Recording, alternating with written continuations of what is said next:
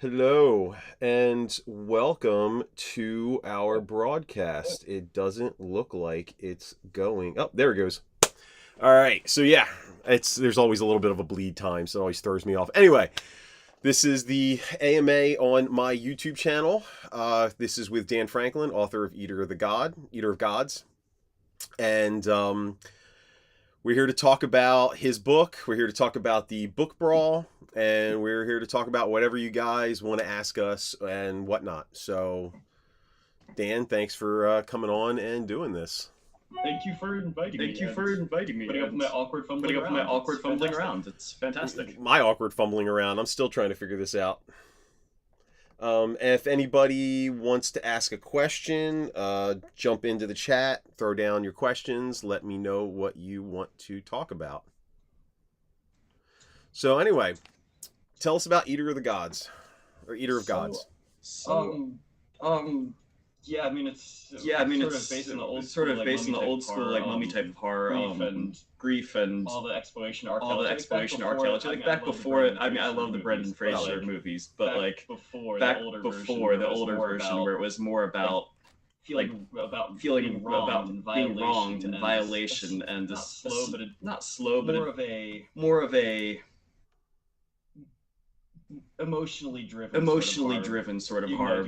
Even though I do love the Brendan Fraser stuff, but it's just coming off. I had a couple deaths in the family. A couple friends had some issues, and was really into the grief angle of writing, and it just ended up going that way. Okay. I mean, what was the reason behind writing specifically this book? I read an interview by Mark Sieber. He's a critic and movies and stuff like that, talking about how he hadn't read any mummy stuff in a while and wanted Brian Keane to write it. So I just was playing around with the idea, and then it sort of went as a way to torment Norman Prentice, who's the editor who had shot down a couple projects, and I was just the character Norman, and then I got really wrapped up in it for like 3 months of researching and doing it, and I ended up liking it how it turned out. Yeah, so I remember while I was reading it, I hit you up on Messenger because I noticed at the beginning of each chapter the hieroglyphics were different for the beginning of each chapter. So I was immediately like, am I supposed to know hieroglyphics? What is going on here? I went looking for something that would like translate it, and there was nothing. So I had to like message you. I'm like, dude, is this intentional? Because it would have been so cool if it were. No, they I sent design people, like I'd drawn out hieroglyphics from, I harassed some Egyptologists to send me a textbook, like all of her texts on it, and so I tried to write out like different things in hieroglyphics, and I emailed it to the design people, and they somewhere along the way stopped answering my emails because there was just like, all right, please stop. Yeah. I get that. Yeah, that's awesome. But it was really fun, and I love the research angle and stuff, and the hieroglyphics are just so cool. I mean, they actually have a symbol for this is the place of slaughter. That's awesome. That's awesome. So that's weird. That's vocabulary that you would that survives to the ages. But I mean, hey, I'll take it. It's awesome. Are you working on anything new now? Yeah, I have a book that just went to publisher, and they seem to give it a thumbs up, but I need to actually see contracts and stuff before I talk too much about it. And then I have the novella just finishing up a couple other projects. I stay up late at night and write a lot. And then most ends up in these big piles around my desk, where it will sit. But some of it will actually go forward, hopefully now, because I didn't expect Eater of Gods to go forward, but it got enough momentum that hopefully I will now manage to progress onward. Nice. Yeah, I wish I could stay up late and write, but I got 2 little ones, and they not so little anymore, but 2 ones that wake up crazy early in the morning and require dad to, cart them around to various scheduled things. School starts next week, so I'm like, I'm raring to go. Monday, they're leaving for school, and I'm like, sweet, I can finish editing this thing I'm working on so I can get it done. How old are yours? Actually, I don't really talk about anything super specific online. No, it's cool. Yes. I don't even mention their genders online because we write crazy stuff. I don't need somebody, especially you read my book. I don't need somebody reading my book, losing their mind, and then coming hunting for me and my family. So I'm like, I can. After especially with all the things lately happening, you don't need people getting pitchforks and stuff. And yours wasn't disrespectful topic to the subject matter, but I feel like some people don't look that far. They just I got a 1-star review that somebody said this book is horrific. They torture animals. The person who wrote this is sick. I'm like, did you not read the trigger warning? It's literally on the first page. Also, you are not Wanda. Like, I wrote a book, guys. I'm not a psycho. I didn't write a manifesto. So, but yeah, so it happens. I feel like on Goodreads, you'll always get some people on Goodreads that will go and But yeah. For yours, I mean, both the books draw heavily on the transformative power of grief and all that. Yeah. Is yours? I'm not too much yourself too much, but is it personal experience or just creative, really just going there, or? Yeah. So it's partly grief that I have experienced. My best friend, he passed away. They committed suicide when I was in 8th grade, and he was a year older than me, and that was really a rough time. And it's very it's a very catalyst moment in my time where I went from, being kind of happy-go-lucky, positive awkward kid to being very quiet, very subdued, really just not understanding the world anymore. And then that's kind of also where a lot of my depression and mental illness sparks from as well from that point. So for the book, it was really a book about mental illness, about grief, and like you said, and it's interesting our 2 books got slammed up against each other because the two most similar books in the whole Brawl, in my opinion. I don't know. Really cool. It's weird because it's like our 2 books are similar in the theme of grief, but totally different totally different styles completely, and I just find it really amusing, and I somewhat wish I got up against different ones because yours is really good. But same, and it's funny because a lot of the people were like looking at ours and saying you're my 2 favorite books in the whole thing, and now I got to bump one of you. And I was like, that sucks. I don't mind if I lose the fortune. That's fine by me. I mean, that's If I lose to Eater, I'm good. I just was like, I just laughed because I'm like, but I was like, my only regret will be is I didn't go up against Carver with Faces of Beth. Because I wanted to go psychological horror against psychological horror, and I really want to beat him because he kicked my butt in the books of horror, not the books of horror, but the indie books brawl, and I'm annoyed. I want redemption. I'm scared of Faces of Beth. That one carries some weight. Oh yeah, it does, but I still want to go after it. I need redemption, damn it. That would be the only time you see me campaign during this thing, is if I go up against Faces of Beth. I'm like, no, I'm campaigning. I need to beat him. It has to happen. I need vengeance, damn it. It's gonna be really cool. I'm really, especially the top left bracket is gonna be wild. Yeah, they have some. I mean, the whole thing, big powerhouses. Everyone who's read all the books, everyone's like, this whole thing is just gonna be an absolute painful exercise in Sophie's Choice literary style the whole way through, which is great. Because it wasn't like these were nominated by some random jury. These were nominated by the authors, and then the top votes got in. Yeah. And now everybody's reading the books, and they've got such loose guidelines that you have all these different angles. I mean, you read The Suffering versus Playground are just diametrically opposite, but cool. You can just pull all these different angles at horror. Really cool. I was talking to, I forget who but I was talking to somebody about the whole thing, and I'd mentioned honestly, ultimately the whole thing has been a boon because it jacked up all of our sales. Oh yeah, no, it was fantastic. And exposure too, in a way that I don't know how you go out and say you don't know who I am. Can you read this book? I mean. But being partnered up with all these other ones. Yeah, well, cool. But and it's funny, for you, I don't know you, but could you read my book? Oh, what's it about? Mummy, but hardcore horror. Yeah. And a lot more gory and a lot crazier, and people die, versus, oh, JP, what's your book about? I'm like, oh man, so much shit. Yeah, I'm so sorry. But yeah, it's I've tried to explain it to people and they just stare at me like, why? I'm like, I don't know. Hey, look at the little one. Hello. How are you? This is JP Behrens. a cool book. Yes, the book you're never allowed to read until you're 18. Yes, when you're much older, like 40 or 50 yeah, or something 60 like that, like dating age, 40 or 50 or 60. That sounds about right. That sounds about right. So do you read, little one? She wrote us. You wrote a spooky book? I did a couple. Oh. I can read. Very cool. It was what was it? About the Halloween place? You want to talk about the pool? Except I made a pool in it. Do you know what the pool was made What was out it of? made out of? Blood. Oh my goodness. So she's writing a spooky book of her own. Yeah, you did. I'm supposed to keep it a secret? That's going to be really hard on this channel.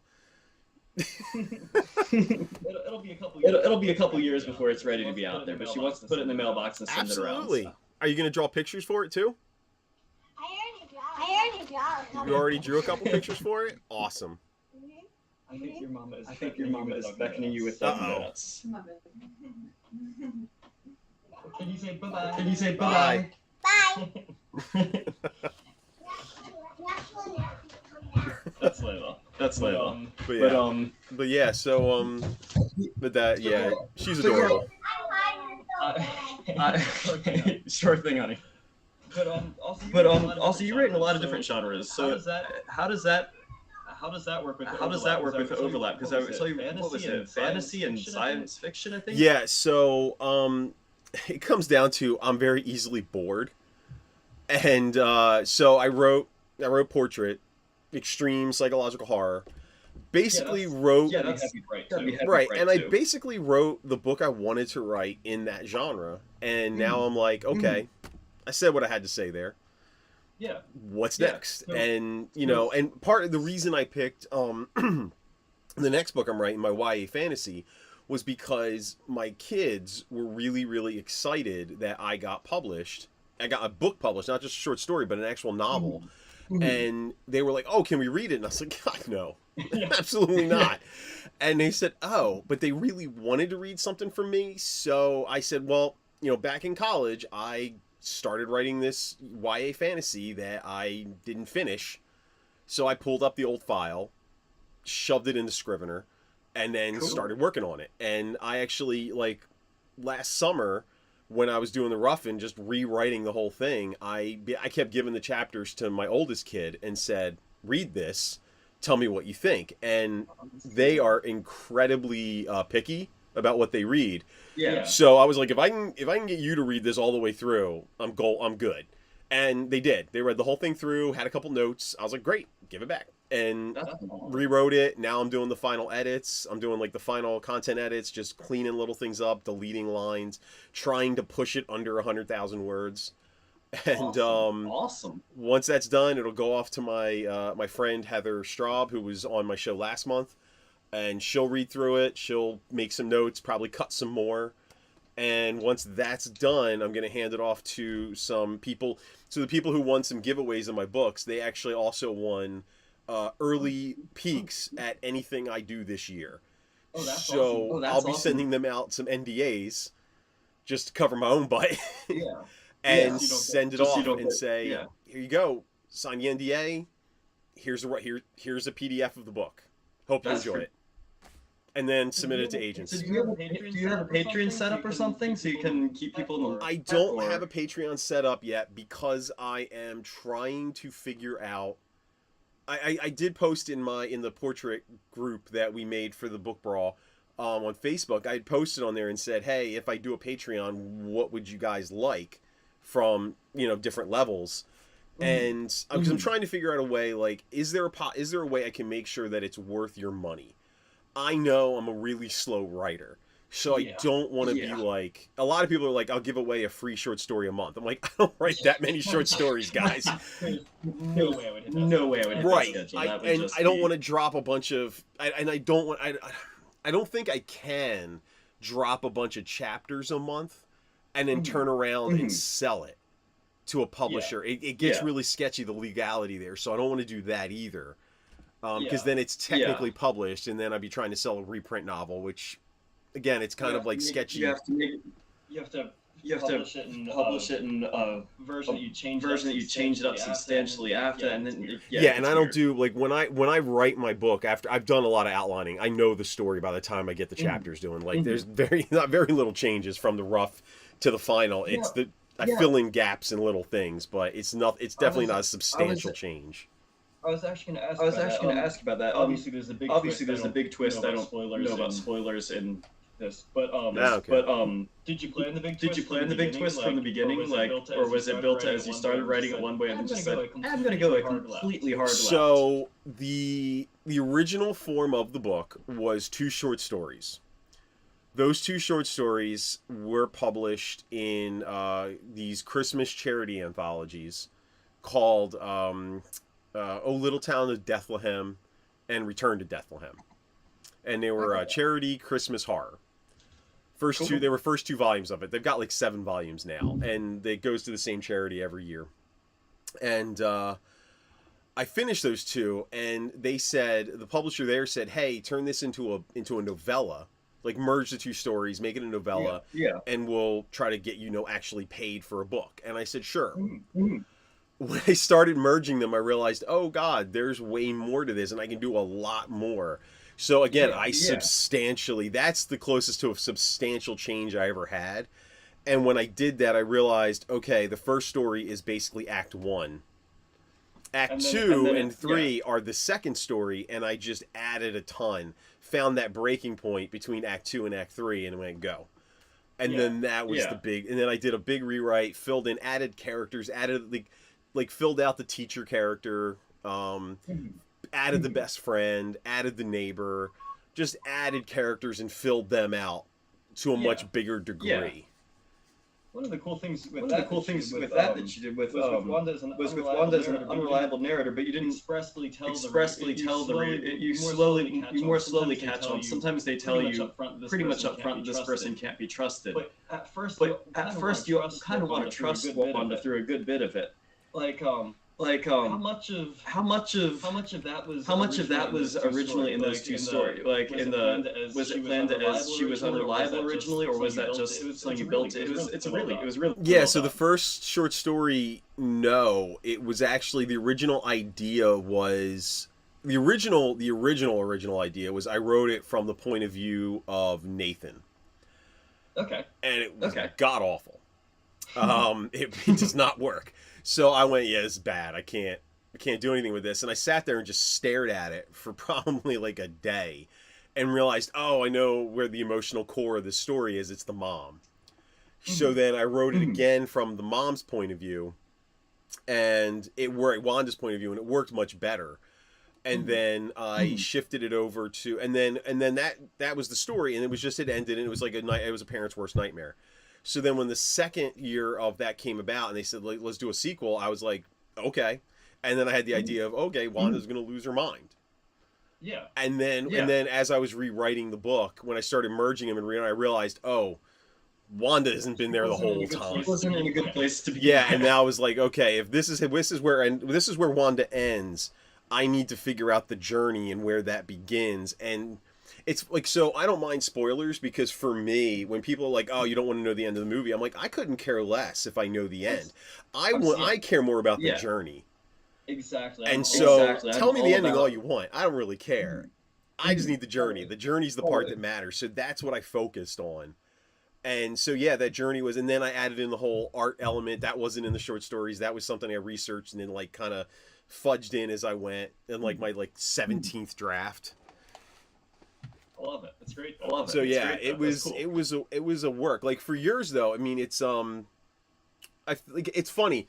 So one of the things about Eater that I loved, and this is like both kind of a good and a bad, but it's more good for me, is that when it was done, I was kind of annoyed because I was like, there's so much more to explore here. Yeah, I didn't really. The Egyptian angle didn't get hit nearly as hard as I would have wanted to. I ended up chopping it so much into edits at just cutting out huge sections. It was almost twice as long, and then I just chopped it down, figuring, it's just Norman's story. But then it's like, someday be able to play. Yeah, with I other mean, parts. it definitely flows. It's a quick read. It's got a good. It has a good pace to it. It runs at a really good clip. But it's a little light on horror, like on Carnage horror, like actual. Yeah. I loved how like it went at a fast clip. It was just there were little bits and pieces here and there that I was like, oh man, there's so much. You can tell there's so much more that could be going on here. So cool. Like the mythologies. I love mythologies. I love cultural different creatures stuff. I mean, it's so cool. Was this this story based on a legit myth? Kia is a real person who was sort of unpersoned. They found records of her underneath Thebes, I think it was, that she was the second wife of Akhenaten, who did commit the Atmist heresies, where he tried to destroy all their Egyptian gods, and didn't go too well for him long term. People did not appreciate that, but she did something. Probably had like a miscarriage or something. They were not very forward thinking back then, but so they decided, we're just going to pretend she never existed. They took her tomb that was set up to be hers and put somebody else in there, and she just vanished. Nobody actually has found her body. Her actual tomb is. And then I just kind of ran with that and had fun with it. But they believed that their version of gods could walk around in bodies of gold and silver with lapis lazuli eyes. I mean, that's so cool. Oh, yeah. That you could actually make deals or hurt them and things like that. It's just such a wild. I love it. That's what I do a lot of with different horror stuff I write is going different mythologies. Finish one with Philippines with an Aswang. It's like we have Bigfoot. They have things that will rip fetuses out of pregnant women with their tongues, and it's like, oh goodness, that's hardcore. Like, we don't do that here. That's awesome. Okay. I love mythologies and stuff. See, I have a question. While I have two fantastic authors on the screen in front of me, put it in the YouTube question. Anyway, but what advice do you have for a newbie like me? All right, that was 12 minutes ago. Sorry, it took me so long to get to that, Leah. Anyway, yeah. So here's the thing. First answer I'm going to give you right now. I'm going to adjust your question a little bit. Advice you want to give to a newbie, always change that question or add to that question. What advice would you give to a newbie like me other than read all the time and write all the time? Those are the two best pieces of advice you will ever get from an author.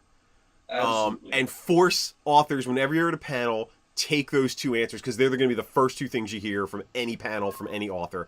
Just immediately take those two things away and you'll get much better answers. So those are the holy grail, but there is other stuff too. But yeah, those are always reading and writing. Those do the you got to do those. Without those, you can't do the rest. But yeah. But what else? What would you say other than those two things? I mean, you find what kind of stories interest you, and then reimagine them as if you did it. I would start doing it early on. Was just not looking at publishing. And then when I was 7, trying to write I'd just seen the movie The Birds, was absolutely terrorized by it. Was trying to write a story about birds attacking people. It was blatant plagiarism. It was truly a dismal result. But it's a conceptual. You take other people's ideas and see what you would have done with them, and you can build on that. If you read any number of books, there are a lot of similarities in core stories, and you can do your own how you would envision it, and just working on, just kind of practicing through. If you see a passage you read that you really like, think about what makes it engage with you. Why does one book work with you versus another? Why does, for instance, The Ruins? I love The Ruins. Why? What Scott Smith does with it that makes it work for me versus other stories that have a similar, vaguely similar premise, and then you try to just focus on those, and you try to just play with those things in your head, and you start building on it. Okay. My advice beyond the thing I said earlier, beyond writing and read and write all the time, would be, also be to read widely. Read everything. Read all genres. You're going to learn a lot from everything, and you're going to find ways to incorporate skills and tableaus from other genres into your work. And there's so much overlap between the genres, especially with something like genre. Genre is marketing. It's not real. Good writing is good writing. Jack Ketchum said that while telling a guy, somebody was like, I wrote a kid's book. And Jack was like, send it to me. I will take a look at it. And he was like, dude, it's a kid's book. And Jack said, good writing is good writing. It doesn't matter. That is like Jack Ketchum edited a kid's book. I don't know how much how much better you can get than that. So absolutely agree with that. So make sure, so good writing is good writing. Read widely. The other part of it is, buckle down on it. I was thinking about this earlier today in terms of, writing life. But I strongly believe you can only maintain maybe 3 main priorities in your life. And only 2 of them can really be focused on. The third one's is gonna suffer a little. Anything below 3 is gonna suffer a lot. And I agree with that. So you have to choose, like, am I gonna focus on my day job and my writing job if you have to maintain 2, but then you got family. Well, then family's going to suffer. So you've got to make sure you're comfortable with where your priorities are. And the further down writing is on your list of priorities, the longer it's going to take you to find success. I 100% agree with that. Yeah. And how much you put in is how much you get out of it. It will take away from the rest of your life. You will have issues in the rest of your life that are caused by it. But it isn't so much, it is a choice, but also it's what you're going to do. Like, if it's something you feel like you need to do, then you'll write. Actually, yeah. So there's always, every time you do one of these interviews, or every time, someone always asks, like, what's your origin story? How did you get into writing, or blah, blah, blah. And I always think that's the wrong question. I always ask, because I remember saying one time, I was like, I didn't choose writing. My wife asked me, why did you become a writer? It pays horribly. And I said, I didn't choose this. It chose me. So the question isn't, how did you become the writer? The real question is, why do you need to be a writer? So for you, Dan, why do you need to be a writer? Because otherwise I'd be dead. I was circling that drain in a big way back just around 12, 13 years old, and this is the only way I would get through things is I would write and then write fantasy, but I'd write 500,000 words in a year or two, and then they were terrible, truly awful stories. But I hide in books, and takes you away, and nothing can hit you there, and you're free there, and it's fantastic. But then you can't stop. Like, you can never stop. If I stop writing, then it starts all falling apart. You feel yourself fraying at the edges, and it all just starts. But that's what you do. It's if you don't have to write, you probably won't. It's too much. It takes so much effort and so little result for your time. But if you have to, it's wonderful. Yeah. Let's see here. Leah said, I know. I told her I'm answering the question now. She said, I know I'm watching. Hello to Dan. I'm in his group. I'm his group moderator for the Brawl discussion groups. Oh yeah. Hi there. Sorry. It's all right. I can't bring up the YouTube thing because then it gets in this weird delay thing, and I see everything a couple seconds late, and it throws you. Yeah. I did in college. I did radio, so I'm actually kind of got used to that weird echo delay thing. So I've kind of and then I put it on mute. So I was like, I just mute this thing. Oh, because I got 2 different computers running. I got my laptop, so I can mute that and mess with it while I'm doing this. But yeah, so. Yeah, so but I get it, man. No, that's awesome. I keep asking myself the question, like, why do I need to write? And it's honestly, I don't think I could do anything else. Like, I basically can't stand doing anything else. Yeah, I work at a publishing company, and I love that. I do actually love my job, but I was jumping from job to job. I worked so many different types of things, just looking for something that would give any sort of satisfaction, and none of them did. I'm not designed properly for functional, useful contributions. But I like writing. I love books, so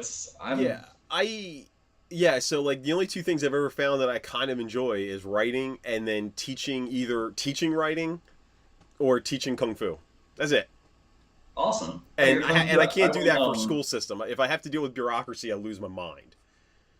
I did instructing for Krav Maga.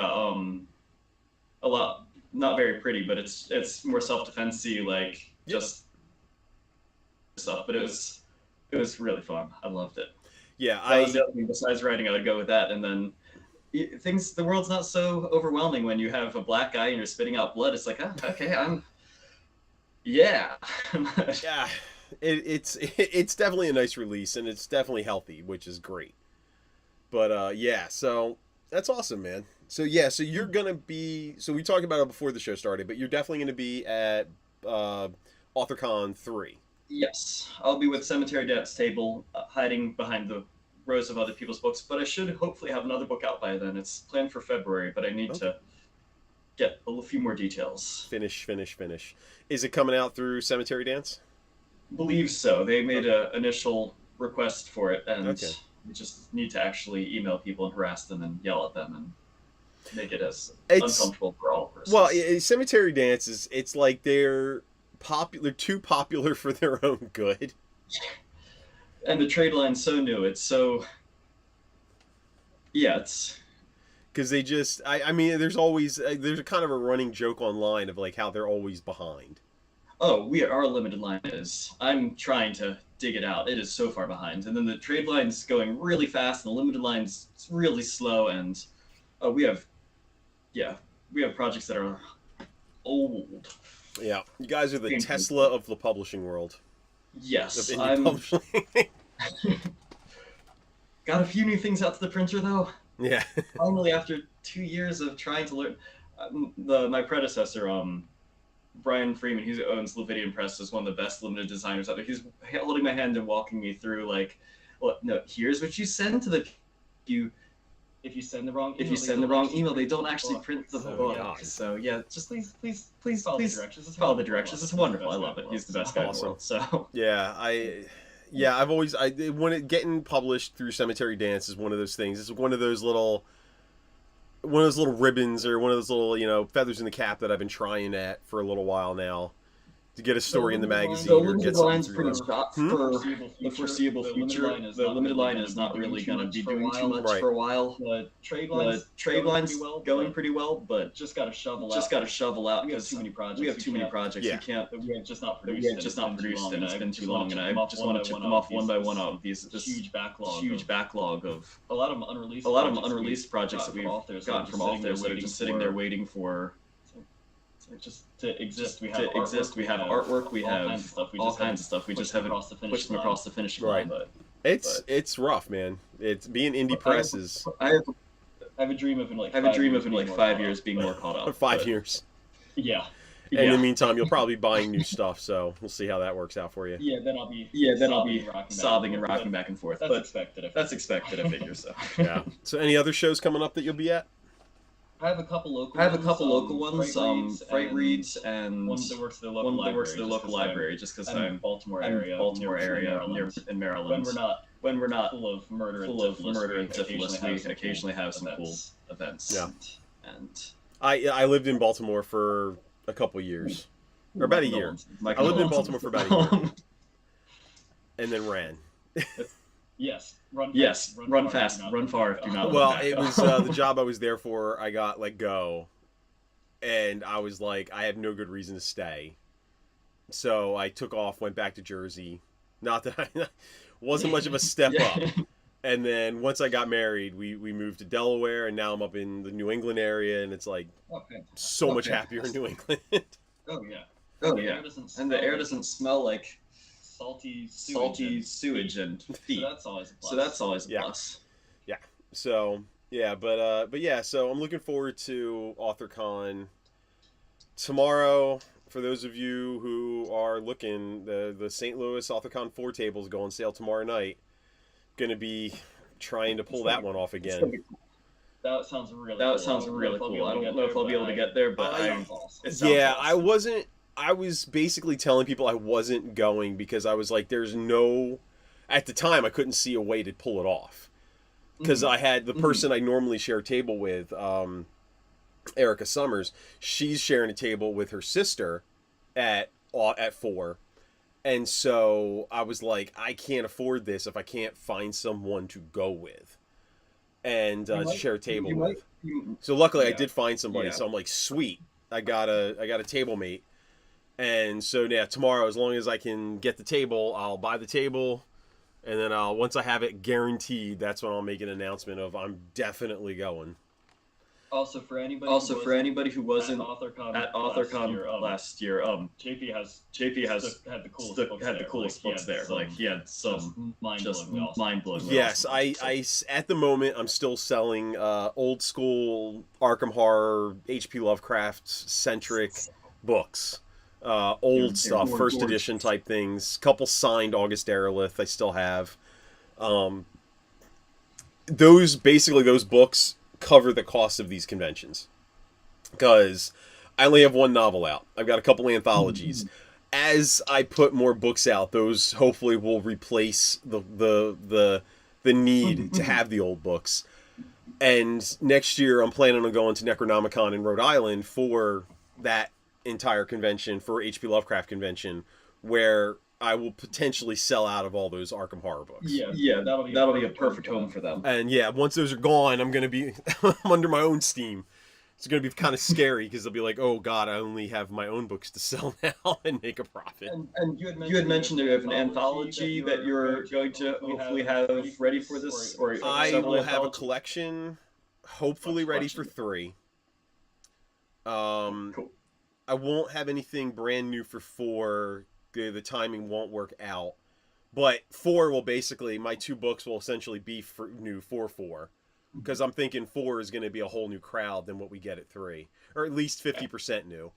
Yeah.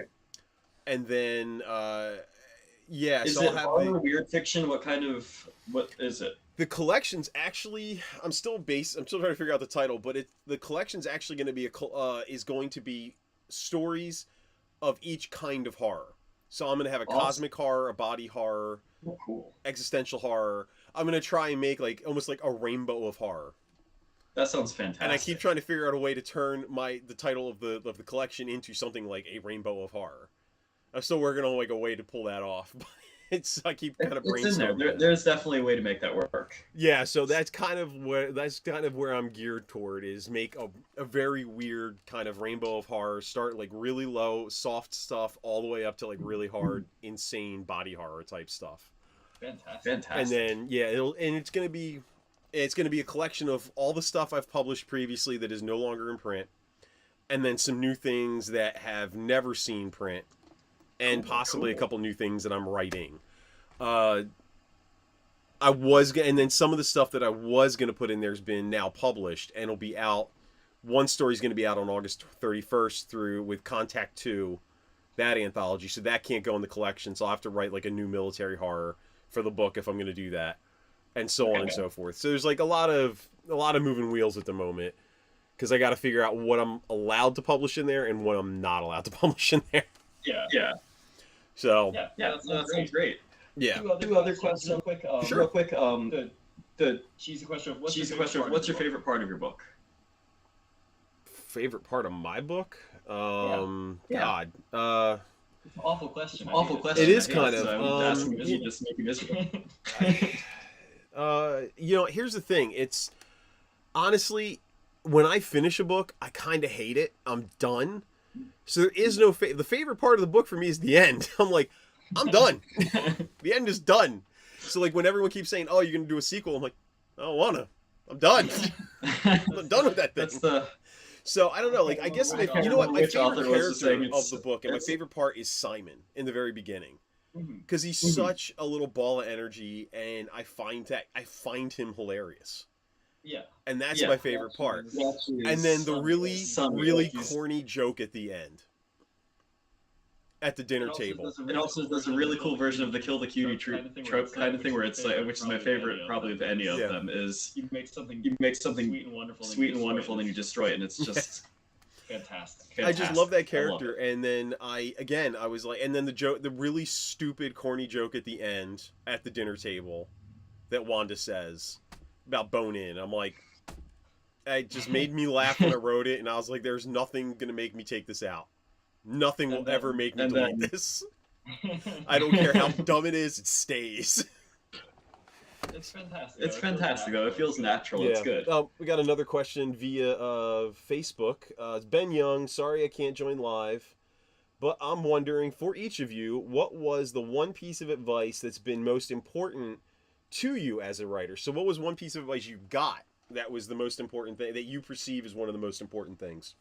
To write what makes you uncomfortable. If it embarrasses you, it's interesting. If it upsets you, somebody else will latch on to it. If you're honest with yourself and you're willing to be vulnerable with the topic, it will make it far more interesting than any sort of front you can put on. Like you talked about with mental illness, like we're all in the same boat of mental illness. I'm pretty sure of various places on the boat, but we're all a little messed up. And if you can honestly express it, it resonates with readers and it resonates with people in general. Yeah, definitely. For me, there's like two. One of them actually calls back to the whole thing of priorities. It kind of like spawned or kind of birthed my whole concept of having 3 priorities and which ones are which. Was James A. Moore, who told, like I mentioned, it was years ago, like maybe 10 years ago, we were at a convention together, and he'd asked me how many words I'd written in the last 3 months, and I said, 30,000. And he was surprised, because I generally don't write that fast, or at least at that time. And he goes, he says, "Oh, that's pretty impressive." I was like, "Well, I had a free couple months. I was actually had a lot of free time." And he was like, "Well, you got to carve out time." I said, "Dude, I got a family." And he says, "Well, that means you prioritize your family above writing." And I'm like, "Well, of course, yeah." But then it got me thinking, like, there are people who don't do that, and that's what got me. So I was like, okay, I got to get my priorities locked in for some of this stuff and figure out, and then make my peace with those priorities that I've locked in, and understand that because my family is above my writing, that means my writing is going to take a little bit longer to get where I want it to, because my family will always trump that. And with that, just tag along with that is what you said about living different parts of the world. If you just do writing, you can get stagnant. You start falling into sort of a loop. Having family as a priority can help. Yes, write as much. But you may write better, and it really doesn't matter how many words you get down. If you get the right ones down, you get one word down. If it's the right one, then you had a good day writing. Like, I think it's important to keep other priorities out there. Because I fell into that for a little while, way back, where it's just that's the only thing you care about. Then you're not eating, you're not sleeping, you're not living. You're just fixating, and then you only can regurgitate what other people have done, and you can't do anything of your own.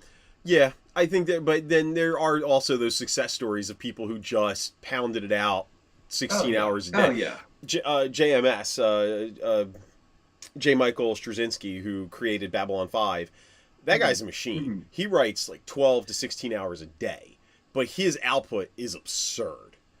But he's like, I have no interest in kids. Savant people who can just do incredible stuff. But he's like, I'm not interested in having kids. So I was like, that's fair. And there's a reason why you're just jamming this out. So I was like, it makes sense. But even he has the idea of the tripod of job security, of no matter what he's doing, he's always working on 3 different things involved in writing, and those are always shifting. But he's always got 3 revenue streams coming in for his writing, to make sure that he's always comfortable, and make sure that he's not gonna hit stagnancy and then be in fear of losing his home. And then but the other piece of advice I got was regarding dialogue. Was from Brian Stelfreeze. It was at Dragon Con. I showed him a script for a comic book that I wrote, and he read it. And he said, and it was the greatest bit of advice I ever got in terms of dialogue, was, he said, your dialogue is beautiful. It's like 2 people dancing, having a beautiful, well-choreographed dance. And that is why it's bad. it shouldn't be a dance. Dialogue should be a sword fight. Because everybody in that dialogue is trying to get something, and the other person is trying to get something else. And these two people are battling it out. And I went, oh, shit. Like, he's right. And he's like, and you can have a beautiful sword fight. But it has to have... But now you have two people conflicting. You've got conflict. Yeah. You need it to be a sword fight. Beautiful sword fight and a beautiful dance. They're both beautiful for their own reasons. But in dialogue, you want the sword fight. And I went... an expression of conflict. Done. Yeah. And so that helped me figure out my dialogue so much better. And I learned, just from that moment, my dialogue transformed overnight. And, you know, it's one of the things I pride myself on is my dialogue in my books is generally pretty solid. It's the one thing I don't have to worry too much about when I'm writing. So I can kind of focus on the crap that I'm bad at. Like emotional resonance and getting people to feel feelings. I'm like, what? I don't want to do that. So yeah, being able to not have to worry so much about my dialogue, because I've kind of got that on lock. I can kind of focus on the emotional through lines that I generally struggle with.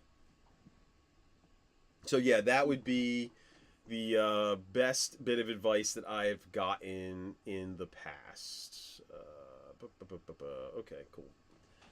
I'm going to have to head fairly soon. I can hear a tiny person dashing around, and it is my time to take over since the wife is extremely pregnant. And oh, yeah. Well, congratulations. It's gonna be interesting. Do you know what it's gonna be? Do you know? That's gonna be a boy. I feel like I'm wildly unqualified for that. Dude, we're all wildly unqualified for kids. That is true. It's true. No one is qualified. You just get it and you do your best. And honestly, your daughter is lovely. I have no doubt in my mind you'll knock out the boy. It's they're great. You know, kids are wonderful. The craziest thing I can tell you though is your youngest one will idolize your oldest, and everything will seem kind of easier because you're not as stressed about it, but your youngest is going to develop faster, and they're going to learn a lot of stuff from their sibling. And that's the hard part, because they're going to be two different kids, but they're going to have the same interest, and that's where a lot of the conflict comes in. Because my two are about 3 years apart, about 3.5 years apart, and they share so many interests, but because they share those interests, whatever the older one says, like, I don't like mashed potatoes, the youngest one's like, I don't like mashed potatoes either. I'm like, you've never had them. Doesn't matter. And you're just like, I hate everything right now. And it gets really frustrating, especially when you go to like parks and the oldest one's like, I don't like roller coasters. And the youngest one's like, used to love roller coasters. Like, I don't like them either. They're scary. I'm like, you lived on them. What are you talking about? So yeah, that's the weird part, is dealing with the psychology of the youngest idolizing the oldest. But you get used to it, and they're definitely cute, and you'll have fun. It'll be interesting. I've been doing the primary parent part for the last 5 years, so it'll be an experience. Dude, that's what I did. My writing was slow because I had 2 kids at home. I was the stay-at-home dad. I was the homemaker. I stayed and did all that. Yep, and I'd sit with the monitor on and write some at night, or with the baby just passed out on me, and it's like, I mean, he gets a little bit done. That's nice. My kid woke up the second I touched the keyboard. It was absurd. I got nothing done. So yeah, like as soon as they went to school, I was so happy. As soon as they were both at school, I was like, I'm gonna work so much, and that's how Portrait got done. That's actually how everything's been getting done now. Is school year, right? Yes. Just coming up, and it's her first year going for full time, so I'm a little nervous about it. Like, it's wild. She'll be great. I hope she's excited, because one of the things that'll kill you is so the first day she starts crying to get in.